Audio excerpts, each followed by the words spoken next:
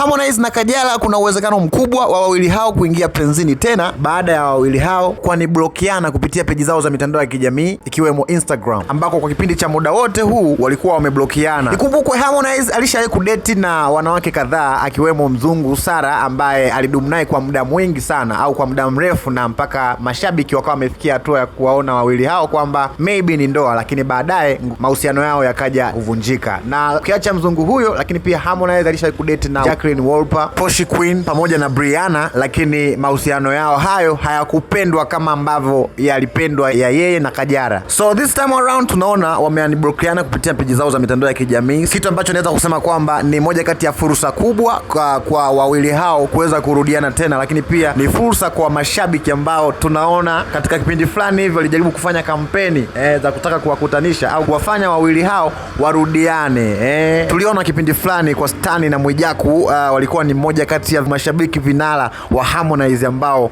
waliandaa mpaka party, wakaita waandishi wa habari kwa ajili ya kuzungumza hili swala la Harmonize na Kajala, kwamba ni moja kati ya couple ambayo wameimiss, na hususan kipindi hicho ambapo Harmonize alionekana anataka kudate na Malaika, mashabiki zake wakawa wameinuka vikali na kumbishia Harmonize kwamba hawezi kufanya kitu kama hicho, hawezi kudate na mwanamke wa aina ile. Lakini pia Harmonize mwenyewe alishawahi kuzungumza kwenye ngoma ambayo alifanya pamoja na Ibra, nafikiri ilikuwa ni kwenye EP ya Air Piano ambayo ilitoka mwaka jana mwezi wa 12, ambapo Harmonize kwenye verse yake ambayo ilikuwa ndiyo ya pili baada ya verse ya Ibra kuisha alianza kwa kusema kwamba mitaa imenifanya niwe konde, napenda ninenepe ni konde, simuogopi mwenye kisu maana Mungu wangu anapanga, hata wakifanya figisu bure wala unioni kwa waganga. Konde Gang chama lenu na hili goma kwa ajili yenu, wengine wote bebe zenu ila Kajala ndio mama yenu. Sasa kwa vesi hizi unaona kabisa namna gani ambavyo Harmonize yeye mwenyewe aliadmiti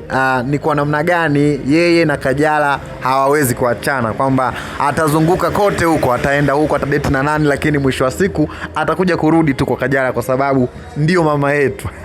Yani ndio mama yenu sasa nyinyi mashabiki wake, sio mimi, au vipi bana? Right, so hatua ya wao kuaniblokiana naweza kusema kwamba ni progress nzuri kuelekea kurudi kwa penzi lao ambalo ni pendwa kwa Watanzania wengi sana au mashabiki wake wengi sana. Mimi niko hapa nasubiri tu kuona hawawili hao watakavyorudi tena hewani, na sisi tuendelee kupata content bana, kwa sababu ndio ugali wetu bana. Kama ndio mara yako ya kwanza unakutana na YouTube channel yetu, usisahau kusubscribe, kulike pamoja na kucomment, lakini pia usisahau kushare. Kwa kufanya hivyo utakuwa umetupa nguvu ya kuendelea kukifanya hiki kitu ambacho tunakifanya, lakini pia usisahau kutufollow kupitia page zetu za mitandao ya kijamii, natumia @Duncan9. Mimi ni the baddest boy Mbabe Ninja in town. Until next time, thank you.